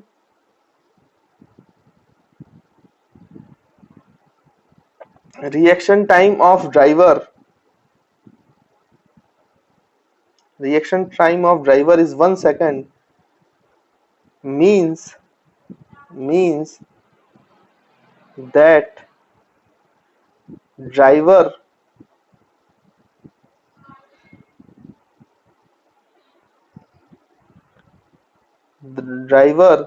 thinks for applying brake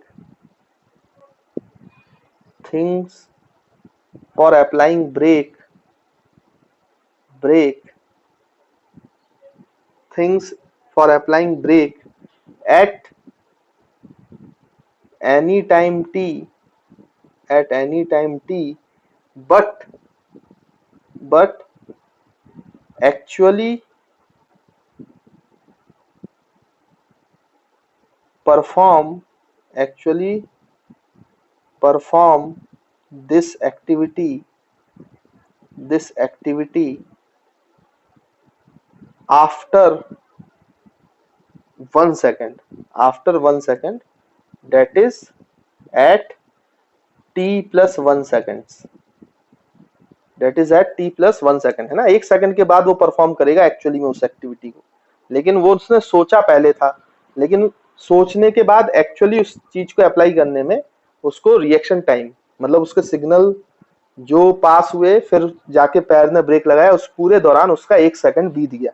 तब तक तो कार चल ही रही थी, तो कार 1 सेकंड के लिए उसी अमाउंट से चल रही थी जो उसकी इनिशियल वेलोसिटी।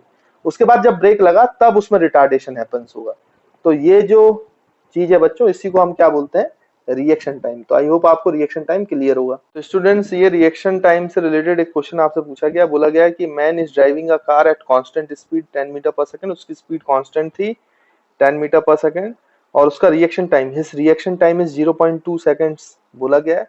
फिर बोला गया he sees a cliff when he is at a distance of 100 metre from the cliff। तो क्लिफ से जो 100 मीटर पहले था तब उसने क्लिफ देख ली, एंड देन अप्लाइज ब्रेक, और फिर उसके बाद उसने ब्रेक को अप्लाई किया। मतलब ब्रेक को अप्लाई करने का सोचा, कहने का मतलब ये है। तो उसके बाद if retardation is 1 metre per second square, retardation अगर इतना प्रोड्यूस हो रहा है तो आपको बताना है विल द मैन सेफ और नॉट। तो जो आदमी है वो सेफ हुआ कि नहीं हुआ, है ना। तो इसको कैसे सॉल्व करेंगे, सबसे पहले तो सिचुएशन बना लिया करो। ये बच्चों ऐसे खाई है, क्लिफ है, और ये वो व्यक्ति है, आदमी है जो कार से ड्राइव कर रहा है। अच्छा, इसकी वेलोसिटी कितनी थी बच्चों? 10 मीटर पर सेकेंड। अब यहां पर जैसी ये कितनी दूरी पे है अभी? 100 मीटर की दूरी पर है। तो अगर बच्चों इसने जब ब्रेक अप्लाई किया है, एक्चुअल में ब्रेक अप्लाई हुआ है, अगर वो 100 मीटर के पहले ही रुक जाता है तो बच गया। लेकिन अगर वो 100 मीटर के बाद रुकता है तो 100 मीटर के बाद तो रास्ता ही नहीं है, वो नीचे गिर जाएगा, है ना। तो पहले तो ये देखें ये रुक कहाँ गया फाइनली। तो सबसे पहली बात तो इसने ब्रेक कब लगाया, इसमें एक्सेलरेशन रिटार्डेशन लग कब से रहा है वो देखना पड़ेगा बच्चों, है ना। तो एक्चुअली में इसका रिएक्शन टाइम क्या है? 0.2 सेकंड्स, यानी कि 0.2 सेकंड्स लग जाएंगे इसको ब्रेक एक्चुअल में अप्लाई करने में। उसने यहां पर अप्लाई करने का सोचा है ब्रेक जब वो 100 मीटर पे था, लेकिन रिएक्शन टाइम उसका 0.2 सेकंड है, तो वो वहां ब्रेक लगा नहीं है अभी। अभी ब्रेक लगाने के लिए उसने सोचा है, और एक्चुअल में जब वो ब्रेक लगेगा तब तक तो गाड़ी आगे निकल जाएगी ना। वो तो 10 मीटर पर सेकंड से चली रही है, तो गाड़ी तो आगे निकलेगी, गाड़ी थोड़ी ना रुकने वाली है जब तक एक्चुअल में ब्रेक अप्लाई नहीं होगा। तो ब्रेक अप्लाई करते हुए ब्रेक अप्लाई करने में उसको 0.2 सेकंड लग जाएंगे। तो 0.2 सेकंड तो वो कांस्टेंट वेलोसिटी से चलेगा। कितनी कांस्टेंट वेलोसिटी से बच्चों? 10 मीटर पर सेकंड से। तो वो ब्रेक जब लगेगा, एक्चुअल जब अप्लाई होगा, एक्चुअली यहां पे हम लिख लेते हैं इसको, एक्चुअली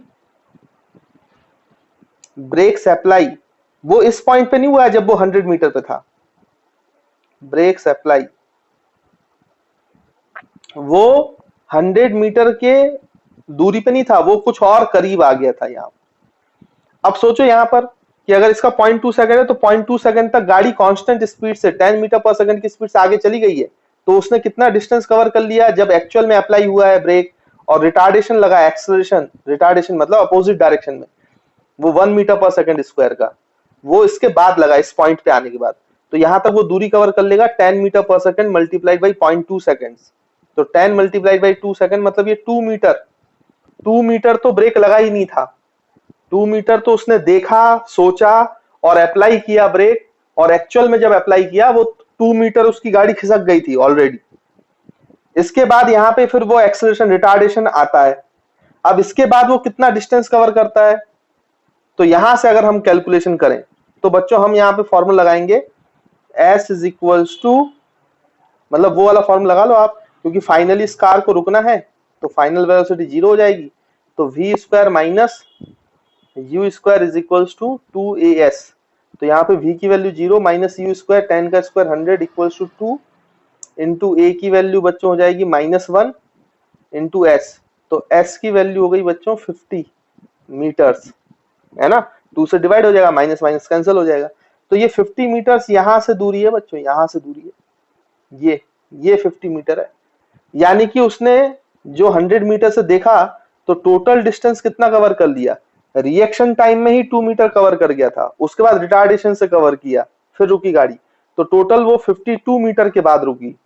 लेकिन वो 100 मीटर से तो कम है, तो ऑब्वियस सी बात है man will be safe, man will be safe.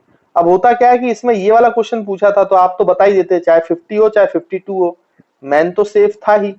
लेकिन अगर ये बोलता कि क्लिफ से आप कितने मिनिमम दूरी पे हो, तो कई बार उसमें ऑप्शन होता है 50 मीटर्स, और बच्चे 50 मीटर्स लगा के आ जाते हैं, जो कि गलत है।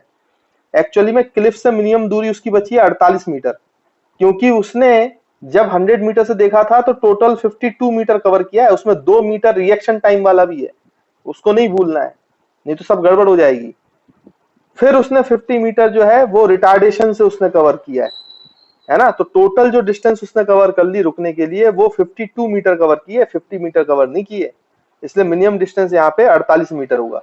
तो आपको जब रिएक्शन टाइम दिया जाए क्वेश्चन में तो आपको थोड़ा सा ध्यान देना पड़ेगा कि उतने टाइम के लिए गाड़ी रुकेगी नहीं, चलती रहेगी और कांस्टेंट स्पीड से चलेगी, उसका भी कैलकुलेशन आपको कंसीडर करना पड़ेगा। तो आई होप आपको रिएक्शन टाइम वाले सवाल भी अब। तो देखिए बच्चों, यहाँ पे आपसे क्वेश्चन पूछा गया है, at a distance L is equal to 400 metre, मतलब 400 मीटर की दूरी पर from the traffic light brakes are applied to a locomotive moving with a velocity 54 kilometre per hour.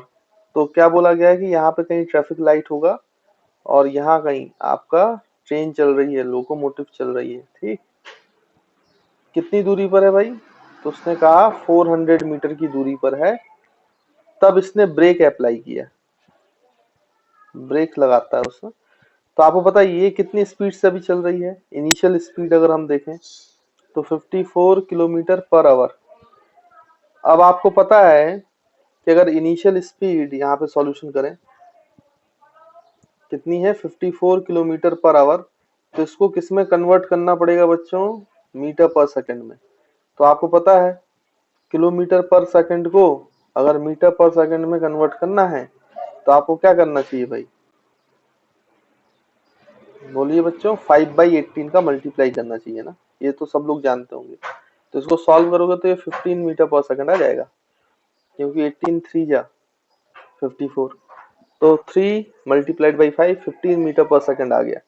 तो वो काम तो हमने कर लिया। अब ये ब्रेक अप्लाई करते हैं तो इसमें रिटार्डेशन प्रोड्यूस होता है, मतलब एक्सेलरेशन नेगेटिव है, कितना? -0.3 मीटर पर सेकंड स्क्वायर। ये आपको दिया है if it's retardation is 0.3 metre per second. फिर ये बोल रहा है determine the position of locomotive relative to traffic light 1 minute after the application of brake. मतलब इसके ब्रेक के अप्लाई करने के बाद 1 मिनट के बाद ये लोकोमोटिव कहीं पे तो रुकेगा, तो इसकी पोजीशन ये क्या होगी बच्चों? यहाँ से ट्रैफिक लाइट से ये दूरी आपको निकालनी है। अब हम कैसे निकालेंगे? लेकिन ये पहले आप देखना पड़ेगा कि 1 मिनट तक वो चलता ही रहा कि 1 मिनट से पहले ही रुक गया। मतलब ये भी हो सकता है ना कि 1 मिनट पे अगर नहीं रुका होगा तो ये डिस्टेंस आप वैसे निकाल लोगे, और अगर ये 1 मिनट के पहले ही रुक गया है, किसी पहले ही टाइम पे रुक गया है, तो ऐसा तो होगा नहीं रुक कर वो पीछे चलने लगा होगा, ब्रेक लग गया होगा, लोकोमोटिव रुक गया होगा, फिर पीछे थोड़ी ना गया होगा। वहां पे रुक कर अब वो उसकी पोजीशन फिक्स हो गई है, तो ये फाइनल पोजीशन होगी। तो ये कितने टाइम पे रुका है, इसकी वेलोसिटी क्या है, जीरो पे कितने समय पे हुई है, ये निकालना जरूरी है। तो पहले तो हम ये निकालें कि कितने टाइम पे इसकी वेलोसिटी जीरो हुई है। तो अगर हम देखें तो v is equal to u plus a t लगा दो आप, क्योंकि ए भी है, यू भी है, टी भी है। v जीरो करना है, टाइम निकालना है, तो t निकालना है, तो v की वैल्यू जीरो, u जो है बच्चों वो हो गया 15 minus a that is 0.3 into t. तो यहाँ से अगर आप सॉल्व करोगे तो जो टाइम की वैल्यू वो आ जाएगी आपके पास। देखिए बच्चों कितना आ जाएगा, 15 बाई 0.3 है ना, ये उधर जाएगा फिर डिवाइड हो जाएगा, तो ये आ जाएगा 50 सेकेंड्स।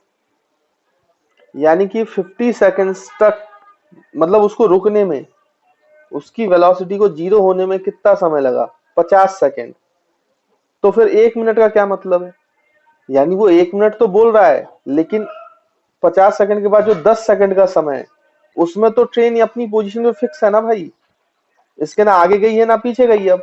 अब यहाँ पे ये ट्रेन तो रुक गई है, तो इसका मतलब आपको ये पोजीशन जो बताना है, ये एक्चुअली में वो 1 मिनट बोल रहा है वो गलत दिया हुआ है।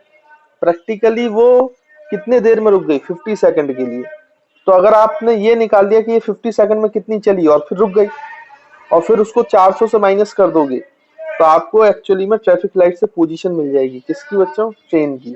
तो यहाँ पे ये जो 1 मिनट है ना, ये आपको कंफ्यूज करने के लिए दिया है उसने। एक्चुअली में ट्रेन रुक गई है 50 सेकंड्स में, बाकी के 10 सेकंड ट्रेन चली नहीं है, तो वो उसके लिए पोजीशन हो जाएगी। तो अब ये कितना कवर कर चुके हैं 50 सेकंड में, वो निकाल लो।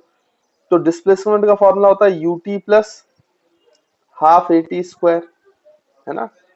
तो हम यहाँ से निकाल सकते हैं भाई, कितना हो जाएगा, u की वैल्यू है बच्चों 15 मल्टीप्लाइड बाई 50 सेकेंड, ये एंड माइनस हाफ, माइनस इसलिए क्योंकि ये नेगेटिव है, ये 0.3 और t का स्क्वायर मतलब 50 का स्क्वायर, तो ये 2500 आ जाएगा अगर आप 50 का स्क्वायर करेंगे, है ना।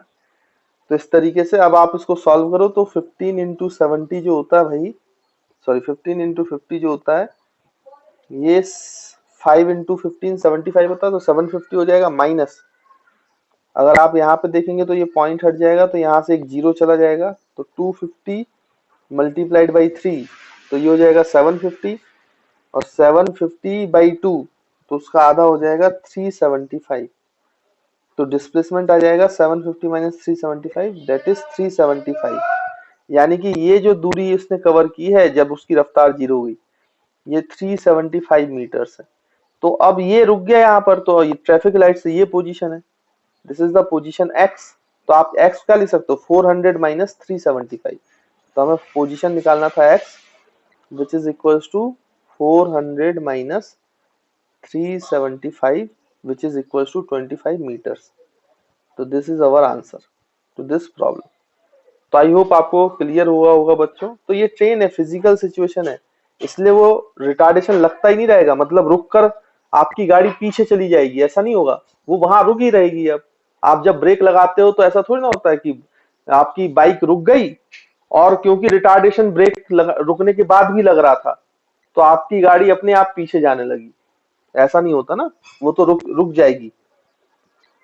आई होप आपको ये बात क्लियर होगा। तो कैसे निकाला है पोजीशन बच्चों देख लो।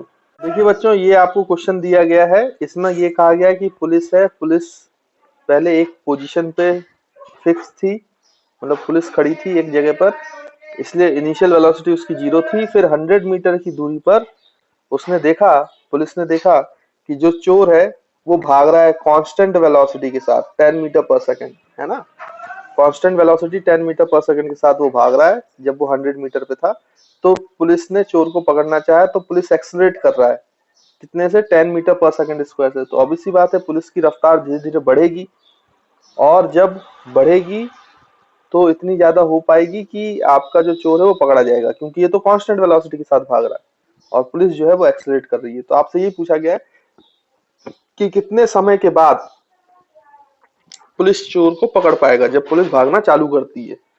दूसरा आपसे ये पूछा गया है कि पुलिस के द्वारा डिस्टेंस ट्रेवल्ड कितना किया गया है, ये आपको निकालना है।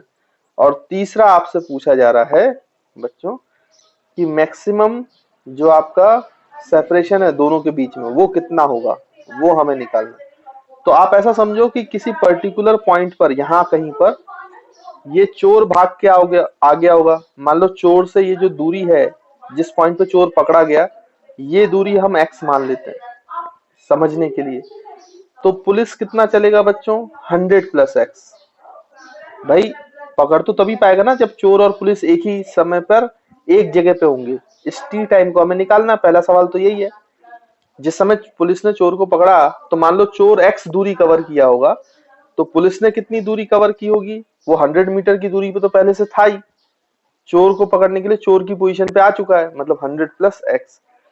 अब ये तो कांस्टेंट स्पीड से भाग रहा है, तो यहां से पहुंचने में चोर को जो टाइम लगा t, वही पुलिस को टाइम लगा है यहां से यहां पहुंचने में, तो दोनों का टाइम सेम है। तो अगर हम सॉल्यूशन करें तो फर्स्ट ए पार्ट का, तो देखो चोर को पहुंचने में कितना टाइम लगेगा t, और कितनी डिस्टेंस ट्रेवल की है x, लेकिन ये कांस्टेंट वेलोसिटी के साथ जा रहा है, तो x is equals to velocity into time. Constant velocity में हम ये फॉर्मूला लगा सकते हैं।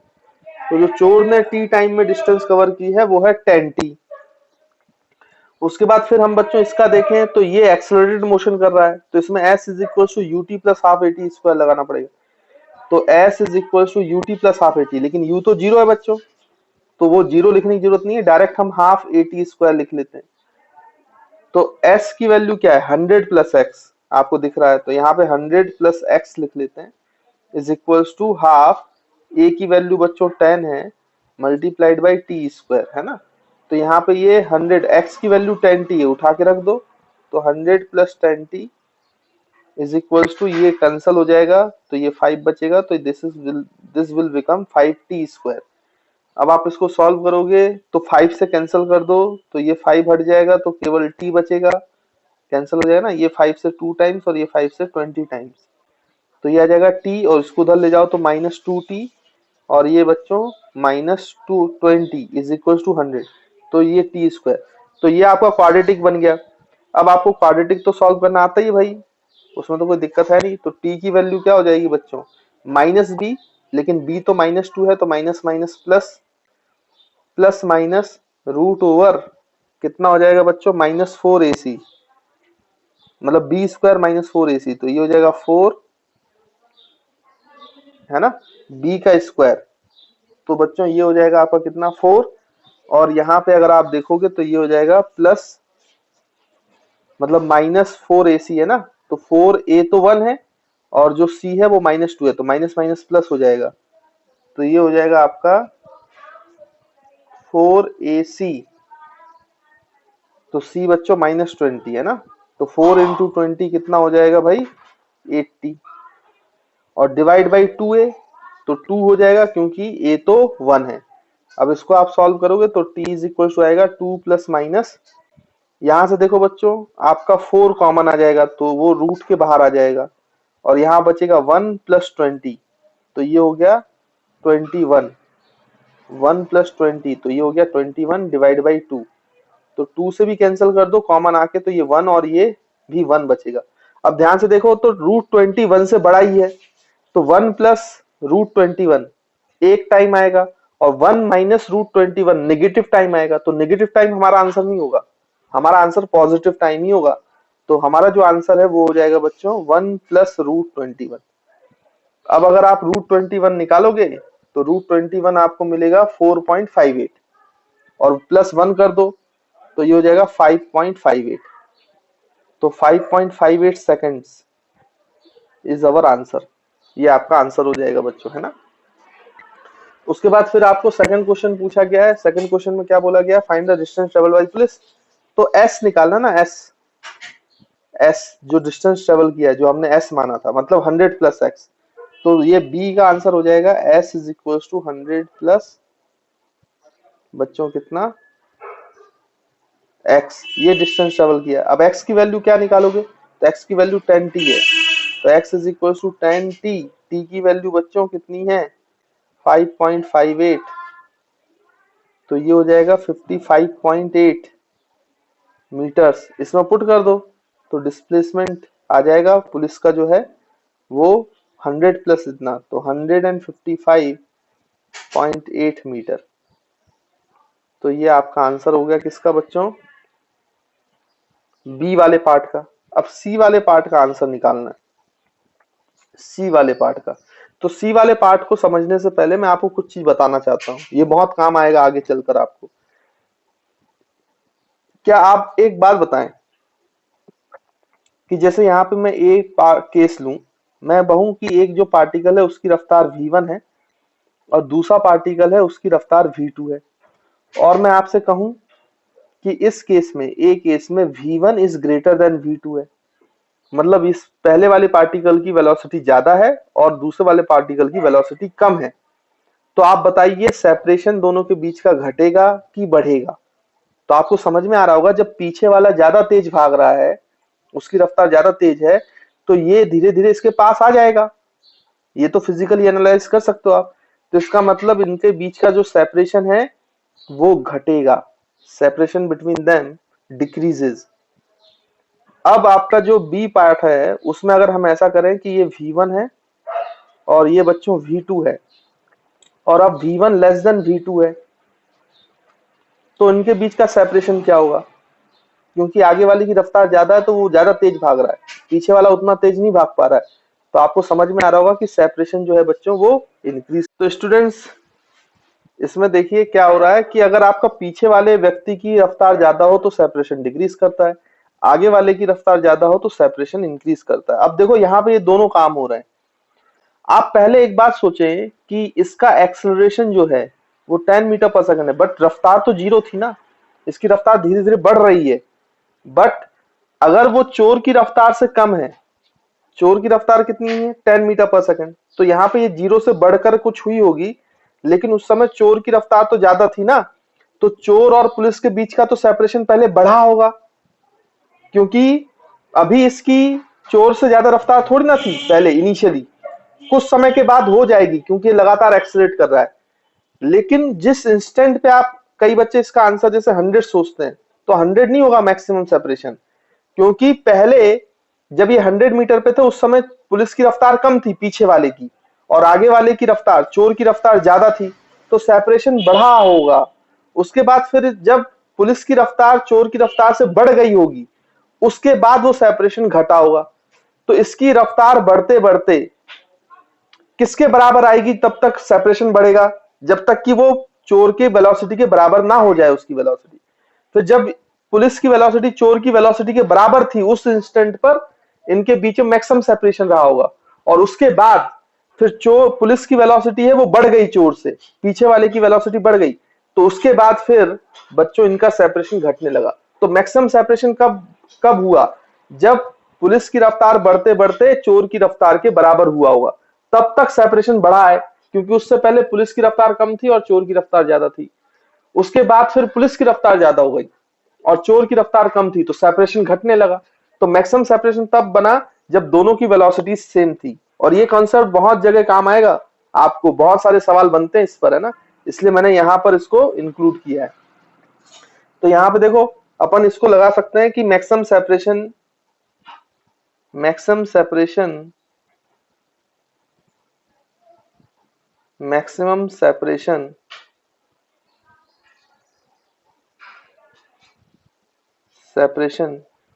between police and chore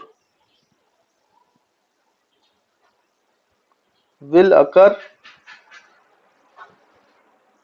when they have same velocity, उनकी वेलोसिटी सेम हो जाए बच्चों, है ना, तो ये तब ऐसा होगा। तो इसका मतलब पुलिस की वेलोसिटी भी उस इंस्टेंट पे सेम होगी, उसी इंस्टेंट पर आपका जो सेपरेशन है दोनों के बीच में वो सेम होगा। तो ये ऐसा किस इंस्टेंट पे होगा, तो आपके जो पुलिस है वो चोर की वेलोसिटी को एक्वायर कर रहा है, मतलब 10 मीटर पर सेकंड, तो देख लो कितने समय के बाद ऐसा होगा, वो इंस्टेंट निकल आएगा। तो v जो है पुलिस का वो कितना होना चाहिए बच्चों, मतलब फॉर पुलिस अगर हम ये इक्वेशन लगाएं पुलिस के लिए कि v की वैल्यू जो है वो 10 metre per second is equals to u तो बच्चों 0 है प्लस 80, तो 10 इंटू टी, तो t की वैल्यू आ जाएगी बच्चों 1 सेकंड, यानी 1 सेकंड वो इंस्टेंट है जिस समय पर चोर और पुलिस की वेलोसिटी बराबर हुई थी और उस समय तक सेपरेशन बढ़ रहा था, और t इक्वल्स टू 1 सेकंड पे आपको सेपरेशन मैक्सिमम मिला दोनों के बीच का। उसके बाद फिर पुलिस की जो रफ्तार है वो चोर से ज्यादा हो जाएगी, तो फिर सेपरेशन घटने लगेगा।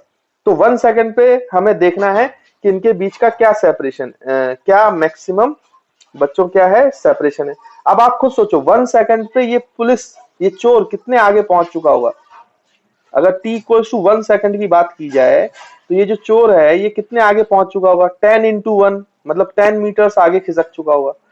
और वहीं आपसे मैं पूछूं कि 1 सेकंड में पुलिस जो है वो कितना डिस्प्लेसमेंट खिसक चुका होगा, s1, तो ut plus half a t square, तो u को तो लिखने की जरूरत है नहीं क्योंकि जीरो है, तो हाफ a की वैल्यू बच्चों 10 इंटू टी स्क्वायर मतलब 1 का स्क्वायर, तो ये आ गया 5 मीटर। तो 1 सेकंड बाद पुलिस जो है बच्चों वो अपने कितने डिस्प्लेसमेंट में है, 5 मीटर, यहां पे पहुंच गया। तो अब ये जो पुलिस और चोर के बीच की दूरी है बच्चों, यही मैक्सिमम डिस्टेंस है डी मैक्स। तो अब ये डी मैक्स कैसे निकाला जाएगा, देखो तो जो आपका थर्ड पार्ट है डी मैक्स वो आ जाएगा, देखो ये 100 हो गया तो पुलिस यहां पहुंच गया, तो ये 100 माइनस 5, तो यहां से यहां तक की दूरी जो है वो 100 माइनस 5 है जहां पे पुलिस है, और इनिशियल पोजीशन ऑफ जो था बच्चों चोर था, और चोर खुद कितना आगे निकल चुका है इस पोजीशन से 10 मीटर, तो 100 माइनस 5 प्लस 10 करना पड़ेगा अपन को, तो प्लस 10 मीटर। तो आप अगर इसको सॉल्व करोगे तो ये 100 प्लस 5 हो जाएगा मतलब 105 मीटर। तो ये मैक्सिमम डिस्टेंस है दोनों के बीच का। तो ऐसे सवालों में आपको ध्यान देना चाहिए, आपका मन हमेशा बोलेगा कि 100 मीटर आंसर है, बट ऐसा होगा नहीं। यहाँ पे देखो पूरा लॉजिक मैंने आपको क्लियर किया है, तो ऐसी अप्रोच आपको आनी चाहिए, है ना। तो ध्यान देना बच्चों, कभी कभी आप कॉमन सेंस लगाने जाते हो तो आंसर गलत हो जाते हैं, आपको सोचना पड़ता है। इसलिए कहा जाता है common sense is not very common in common man, इसलिए आपको बहुत तरीके से रूल्स लगाने पड़ेंगे, सिचुएशन को एनालाइज करना पड़ेगा, तभी आपके फिजिक्स में आंसर सही होंगे। नहीं तो अगर आप उसको डेली लाइफ से रिलेट करके देखोगे और फिर अपने अप्रोच लगाओगे तो आंसर हमेशा गलत हो जाते हैं। इसलिए बच्चों को फिजिक्स थोड़ी कम समझ में आती है, लेकिन आप ढंग से पढ़ेंगे तो कोई दिक्कत नहीं होगी, आपको चीजें अच्छे से समझ में आएंगी। तो बच्चों आपसे ये क्वेश्चन पूछा गया है, क्वेश्चन में बोला गया है कि find the time when separation between Tom and Jerry is minimum और also calculate the minimum separation। अब ये स्थिति आपको दी है टॉम जो है वो 10 मीटर पर सेकंड से भाग रहा था, फिर उसने जेरी को देखा जब वो 100 मीटर पे था, तो उसने अपने आप को एक्सेलरेट किया जेरी को पकड़ने के लिए, that is 1 metre per second square से। और जेरी उससे बचने के लिए वो उस समय पे रेस्ट पे था, तो उसने एक्सेलरेट करना चालू किया, भागना चालू किया 2 मीटर पर सेकंड स्क्वायर से। अब आपको एक बात तो ये समझ में आ रही होगी कि जेरी का एक्सेलरेशन ज्यादा है, बट टॉम का एक्सेलरेशन कम है, लेकिन टॉम का पहले से कोई वेलोसिटी था, तो टॉम की वेलोसिटी तो बढ़ रही है लगातार, लेकिन किसकी ज्यादा तेजी से बढ़ेगी? जेरी की, क्योंकि उसका एक्सेलरेशन ज्यादा है। तो कभी ऐसा होगा कि बढ़ते बढ़ते बढ़ते बढ़ते ये टॉम की स्पीड को भी क्रॉस कर चुका होगा। तो अभी देखो, टॉम की स्पीड ज्यादा है और जेरी की स्पीड कम है, तो इनके बीच का जो सेपरेशन है बच्चों, वो धीरे धीरे धीरे धीरे ये आगे तो बढ़ रहे होंगे, बस सेपरेशन कम होता जा रहा होगा, कम होता जा रहा, कम होता जा रहा होगा। फिर एक समय ऐसा आएगा कि दोनों की रफ्तार बराबर हो गई होगी, इसकी कम तेजी से बढ़ते बढ़ते इसकी ज्यादा तेजी से रफ्तार बढ़ते बढ़ते इनकी रफ्तार कभी ना कभी एक समय ऐसा आएगा जिसपे बराबर होगी, तब तक सेपरेशन जो है वो घट रहा होगा। उसके बाद क्या होगा कि क्योंकि इसकी रफ्तार बढ़ने की तेजी, मतलब रफ्तार बढ़ने का रेट ज्यादा है, स्पीड बढ़ने का रेट ज्यादा है, एक्सेलरेशन ज्यादा है, तो इसकी स्पीड ज्यादा हो जाएगी उस समय के बाद, और इसकी स्पीड कम हो जाएगी, मतलब ये बढ़ तो रही होगी लेकिन उसके मुकाबले कम हो जाएगी। तो जेरी की स्पीड जिस समय ज्यादा हो जाएगी तो जेरी ज्यादा तेज भागने लगेगा, और टॉम की स्पीड कम रहेगी, तो फिर से सेपरेशन बढ़ेगा। यानी कि आपका ये मिनिमम सेपरेशन वाला केस कब आएगा? जब दोनों की रफ्तार बराबर होगी। उसके बाद जेरी की स्पीड बढ़ जाएगी क्योंकि उसका रेट जो है चेंज होने का वो ज्यादा है और टॉम का कम है, तो उसके बाद दोनों के बीच का सेपरेशन फिर से क्या होगा बच्चों? बढ़ जाएगा। यानी मिनिमम सेपरेशन कब आएगा?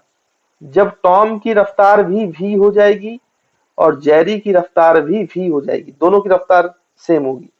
उस समय पर तक सेपरेशन घट रहा था, तो जो सेपरेशन घटेगा वही आपका मिनिमम सेपरेशन, मिनिमम डिस्टेंस कहलाएगा। उसके बाद फिर आपका जो है, और इस समय पे जो टाइम होगा वही टाइम एट मिनिमम सेपरेशन होगा। तो ये टाइम और डी मिनिमम की वैल्यू हमें निकालनी है। आई होप आपको एनालिसिस समझ में आई होगी कि किस मिनिमम दूरी की बात की जा रही है। तो यहाँ पे हम निकाल लेते हैं, देखो जिस भी टाइम पर है टॉम की फाइनल वेलोसिटी v है, और उसी टाइम पर जेरी की भी फाइनल वेलोसिटी क्या हो जाएगी? v हो जाएगी। तो दोनों के लिए अप्लाई करें, तो अगर मैं टॉम के लिए अप्लाई करूं, तो टॉम के लिए देखो बच्चों क्या अप्लाई करेंगे, टी टाइम पे ऐसा हुआ है मान लो, तो 0 से टी टाइम में ये कितना फाइनल वेलोसिटी v कितनी हो गई होगी बच्चों? तो v is equal to u plus a t. हम फर्स्ट इक्वेशन ऑफ मोशन लगा लेते हैं, तो v is equal to u plus a t. तो यहाँ पे देखो बच्चों टॉम के लिए u कितना है? 10 metre per second square plus 10 metre per second, और a 1 है, तो 1 इंटू टी, तो मैं सिंपली यहाँ पे t लिख लेता हूँ। ठीक है, तो ये आपका v हो गया, v is equal to 10t। तो ये बच्चों आपकी एक इक्वेशन आ गई। अब यही इक्वेशन हम जेरी के लिए लिखें, तो जेरी के लिए क्या हो जाएगा? v is equal to u, उसकी भी फाइनल वेलोसिटी v हो गई, सेम है, और u तो जीरो है ना, जेरी का u तो क्या है? जीरो है, क्योंकि वो रेस्ट पर है, तो जेरी के लिए तो u की वैल्यू जीरो हो गई बच्चों। तो यहाँ पे सिर्फ 80 आएगा, उसका एक्सेलरेशन 2 है इंटू टी, टाइम दोनों का सेम है जब दोनों की रफ्तार बराबर हुई है, तो ये टी निकालना है। तो v की वैल्यू कितना आ गया बच्चों? 2t आ गया। अब ये v की वैल्यू यहाँ पे टॉम के इक्वेशन से देखो 10 प्लस टी है, तो इसको यहाँ पुट कर दो। तो अगर हम ये इक्वेशन पुट करते हैं तो ये 10 plus t is equal to 2t, तो t उधर जाएगा तो 2t माइनस टी, तो ये बचेगा t which is will become 10 second. तो टाइम तो आ गया आपका, ये आपका एक आंसर आ गया 10 सेकेंड। अब मिनिमम सेपरेशन निकालना है, तो मिनिमम सेपरेशन के लिए ये देख लो कि टॉम कितने आगे तक भागा है, मतलब ये टॉम कितने आगे तक गया है अपनी इनिशियल पोजीशन से। तो हम अगर इसके लिए निकालें टाइम t इक्वल्स के लिए, तो जो टॉम का डिस्प्लेसमेंट है वो हम निकाल लेते हैं 10 सेकेंड्स में। तो displacement of Tom is equal to u t plus half a t square. तो यहाँ पे u 10 है बच्चों, 10 भी 10 है, प्लस हाफ इंटू ए 1 मीटर पर सेकेंड, और ये 100 हो जाएगा। तो ये और ये कैंसिल हो गया, तो बच्चों ये कितना हो जाएगा आपका 50, और ये 100, तो ये हो जाएगा 150। तो आपका 150 मीटर की जो डिस्प्लेसमेंट है वो कवर किया, मतलब इससे ज्यादा है, ये और आगे पहुंच गया होगा और टॉम इससे भी आगे पहुंच गया होगा, है ना। तो इस तरीके से आप सिचुएशन मान लो, डायग्राम उस हिसाब से नहीं है, ये पहले ही था, तो ये जो टॉम की डिस्टेंस है वो 150 मीटर है ना बच्चों।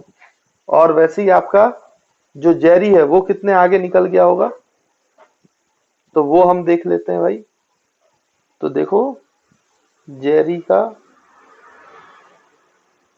डिस्प्लेसमेंट निकाल लेते हैं। तो displacement of Jerry is equal to u, तो जीरो बच्चों, तो इसमें तो हाफ एटी स्क्वायर लगेगा। तो ये हाफ ए की वैल्यू कितनी हो गई बच्चों इसके लिए, 2 जेरी का, और टाइम तो 10, तो 10 का स्क्वायर, तो ये 2 और ये कैंसल, तो ये हो जाएगा 100 मीटर। मतलब जी जेरी जो है वो अपनी पोजीशन से 100 मीटर, मतलब आप यहाँ पे बना लो जो एग्जैक्ट सिचुएशन है। टॉम जो है वो यहाँ पे आ चुका है, ये पहले जेरी का इनिशियल पोजीशन था। तो टॉम 150, मतलब ये 100 तो कवर किया, उसके अलावा 50 मीटर और कवर किया, तो ये 150 मीटर कवर कर रहा है कौन, टॉम। और जो जेरी है वो कितना कवर कर रहा है बच्चों इस इनिशियल पोजीशन से, वो 100 मीटर कवर कर रहा है, और ये टी टाइम पर। तो इनके बीच का जो मिनिमम सेपरेशन है डी मिनिमम, वो कितना हो जाएगा बच्चों, ये 100 और माइनस ये दूरी कितनी, ये 100 मीटर था, तो ये दूरी कितनी हुई बच्चों, 100 माइनस 150 माइनस 100, तो ये 50 मीटर। तो इन दोनों के बीच का जो मिनिमम सेपरेशन है वो है 100 माइनस 50 मीटर, है ना। तो ऐसे हम निकाल सकते हैं। तो जो डी मिनिमम की वैल्यू है minimum separation, it will become 100 minus 50 metre, that is equals to 150 metre, है ना। तो this is our answer to second problem. तो आई होप आपको क्लियर होगा कि हमने कैसे सॉल्व किया है।